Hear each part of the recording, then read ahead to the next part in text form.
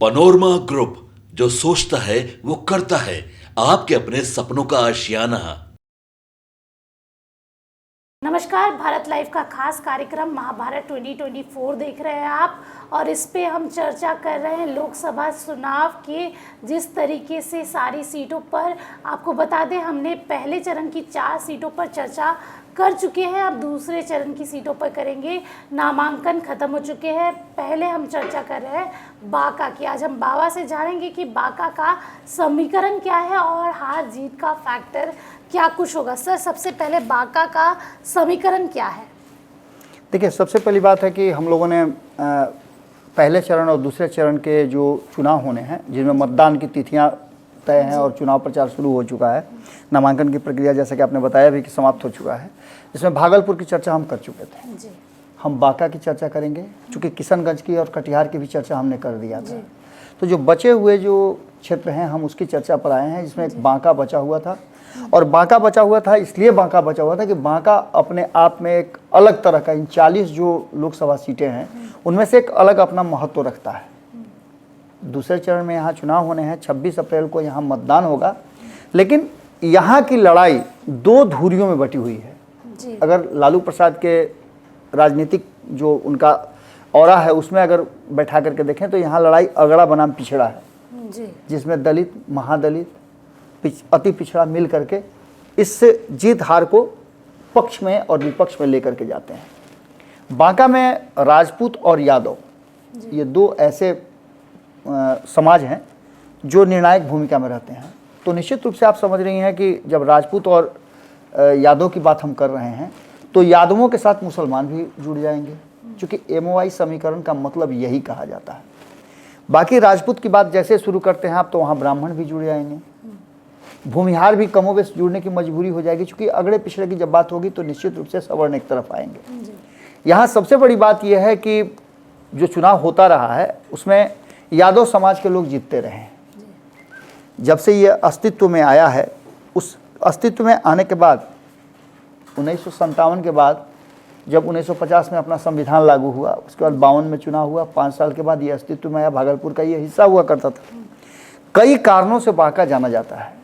अगर बांका की विशेषता बताएं तो यहाँ चूँकि वन क्षेत्र है, वन संपदा की प्रचुर मात्रा है।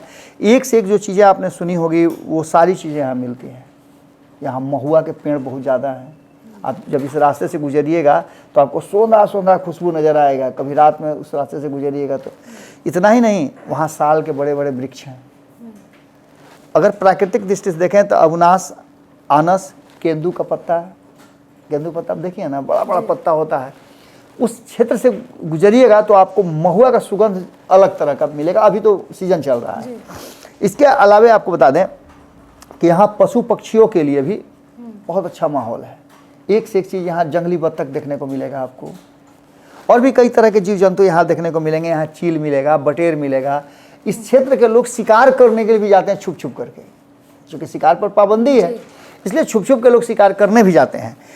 इन सारी परिस्थितियों में अगर देखा जाए तो अगर धार्मिक आस्था की दृष्टि से देखें तो बैजनाथ धाम जो सबसे प्रसिद्ध शिव मंदिर है, शिव स्थान है, बाबा धाम के नाम से जिसको जाना जाता है, वहाँ जल ढारने के लिए इसी क्षेत्र के सुल्तानगंज से जल भर करके लोग पहुँचते हैं।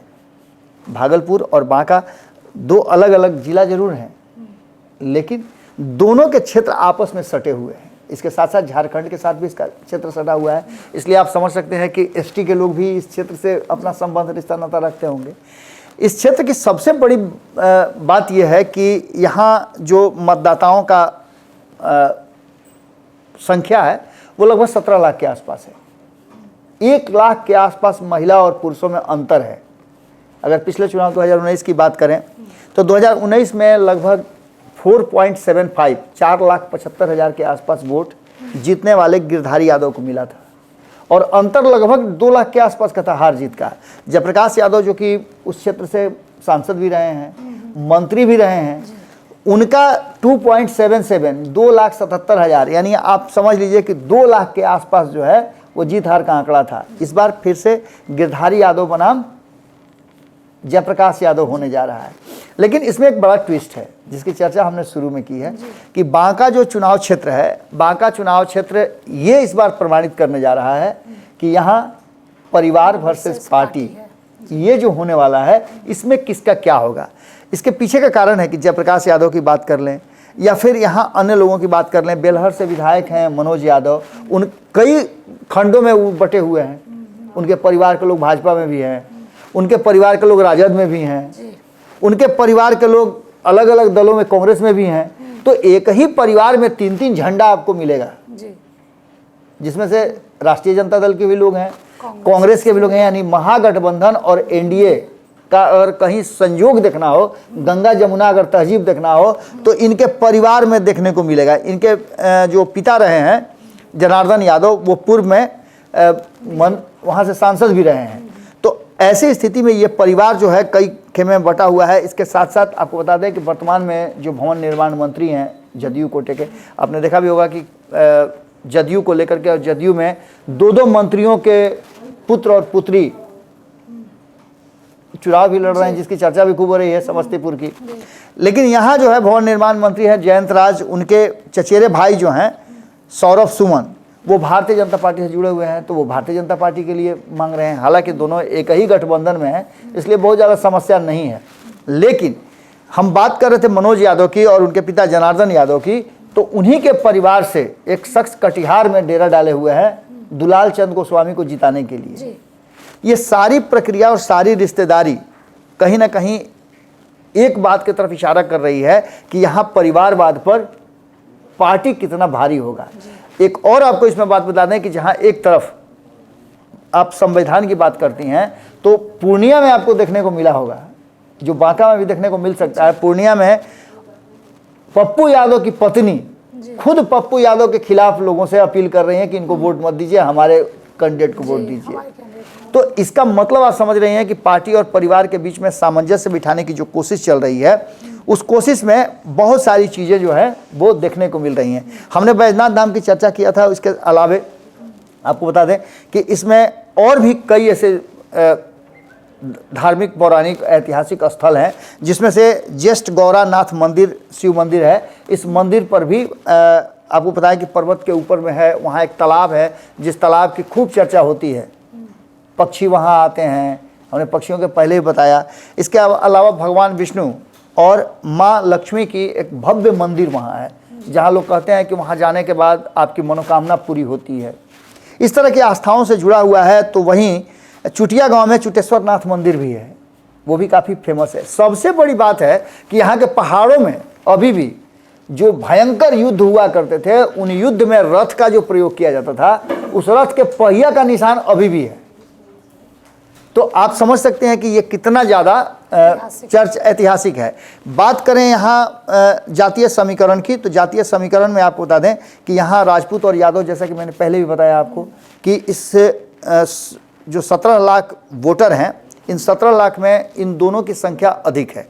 लेकिन इसमें जो ओबीसी, ईबीसी और जो एससी एसटी, जब भी हम बांका के हार जीत की बात करते हैं, वहाँ के चुनाव की बात करते हैं, वहाँ के वोटरों की बात करते हैं, तो आपको 2 चीज़ें साफ नजर आई। हमने कई बार रिपीट कर दिया है कि यहाँ यादव और राजपूत 2 फैक्टर हैं, 2 चुनाव में अहम भूमिका निभाते हैं और बाकी के उनके साथ जुड़ते हैं। जिसमें हमने बताया कि ओबीसी, जो ओबीसी हैं वो 27 में से 14% के अलावे, चूँकि 14% तो यादव हैं उसमें और उनकी संख्या उससे भी ज़्यादा है, तो ओबीसी के शेष लोग, बाकी ईबीसी में अति पिछड़ा समाज के लोग, इसके अलावे दलित और एससी और एसटी, ये सभी मिल करके कहीं ना कहीं यहाँ के जीत हार का फैसला करते हैं। इसके अलावे आपको बता दें कि यहाँ जिस तरह से आपने देखा कि कुछ 3-4 जो ऐसे लोकसभाएं हैं जिनमें 7 विधानसभा हैं, लेकिन यहाँ 6 विधानसभा है, जिसमें धोरैया, बेलहर, बांका, अमरपुर, कटोरिया, सुल्तानगंज की चर्चा हमने पहले ही कर दी। ये सभी विधानसभा अपने अपने नाम से जाने जाते हैं और अपनी अपनी इनकी अलग विशेषता है। किसी न किसी रूप में ये सब बांका को वेरीफाई करते हैं, आइडेंटिफाई करते हैं। ऐसी स्थिति में आप सीधी तौर पर समझ सकती हैं कि बांका में जो चुनावी अभियान चल रहा है, उस अभियान में एक बात तो तय मान के चलिए कि इस बार राजपूत वर्सेस यादव नहीं, इस बार यादव वर्सेस यादव हो रहा है। और ये स्ट्रेटजी है एनडीए की, क्योंकि एनडीए में अगर एमवाई समीकरण का यादवों का वोट थोड़ा सा भी कट के जाता है तो उसका बेस वोट और प्लस जो कट के आया वो बढ़ करके ज़्यादा हो जाएगा जी। और इसी फिराक में अभी तक नीतीश कुमार निश्चिंत नजर आ रहे हैं। लालू प्रसाद उनसे पूरी तरह से जी। जो बदला लेने की है तैयारी कर रहे हैं। जयप्रकाश यादव उनके बहुत करीबियों में से एक रहे हैं, उनको पहले ही सिंबल दे दिया गया है। अब ये लड़ाई मैदान में लड़ी जाएगी और जिस जगह की विशेषता रही हो, बड़े बड़े युद्ध और युद्ध के निशान जी। अभी भी जीवित हों, उस क्षेत्र में आप समझ सकते हैं कि लड़ाई कितना कड़ा होगा, कितना कठिन होगा। लेकिन ये लड़ाई सीधे तौर पे नीतीश वर्सेस लालू होने जा रही है। यहाँ यादव वर्सेस यादव है, जबकि फैसला राजपूत वर्सेस यादव होता है। तो ऐसी स्थिति में आप समझ सकते हैं कि ग्राफ जो है वो थोड़ा सा ऊपर नज़र आ रहा है नीतीश कुमार का। बाकी तो आप समझ ही सकते हैं कि नीतीश कुमार ने क्या नहीं किया है। नीतीश कुमार ने सब कुछ किया है। 2005 से पहले क्या था, ये सारी चीज़ें वहाँ के लोगों को पता है। फैसला वहाँ के लोगों को करना है। हमारा काम था, हमने आपको बता दिया। अब इस 40 लोकसभा में एक बांका जो है दूसरे चरण में चुनाव है। जब 26 तारीख को आप मतदान करने जाएंगे, मतदान जरूर कीजिएगा, क्योंकि ये आपका वो अधिकार है जो आपको 5 साल के लिए आपके भविष्य का, आने वाले 5 साल के भविष्य का निर्धारण करता है। इसलिए वोटिंग करने जरूर जाइएगा। ये हमारा विशेष आग्रह आप सभी वोटरों से होगा। जी। तो देखिए, बांका की चर्चा कर रहे थे हम, और इस बार बांका में लड़ाई यादव वर्सेस यादव है। बांका एक ऐसा जिला है जहां पर अभी भी ऐतिहासिक निशान है। तो देखना होगा इस बार बांका की जनता किस तरीके से अपने वोट का इस्तेमाल करके किसको जिताएगी। या मुख्यमंत्री नीतीश कुमार है, दूसरी तरफ लालू यादव है। अब देखना होगा ये जो लड़ाई है वो क्या रंग लाती है। आप बने रहिए भारत लाइव के साथ, और आपको ये सेशन कैसा लगा कमेंट बॉक्स में ज़रूर बताइए। धन्यवाद। पनोरमा ग्रुप, जो सोचता है वो करता है। अगर ये वीडियो पसंद आई और वह बिहार के राजनीति और बिहारियत से सरोकार रखेनी तो सब्सक्राइब बटन दबा के चैनल के सब्सक्राइब कर ली। ओजे एगो घंटी बा, ओकरा बटन दबा देला से कुल सटीक और मारक खबर रुआ मुफ्त में मिल जाई। अगर रुआ पत्रकारिता के हमनी के नया प्रयोग में सहयोग कर चाहतानी तो ज्वाइन बटन दबा दी। पेटीएम नंबर नोट कर ली 9386816700। धन्यवाद।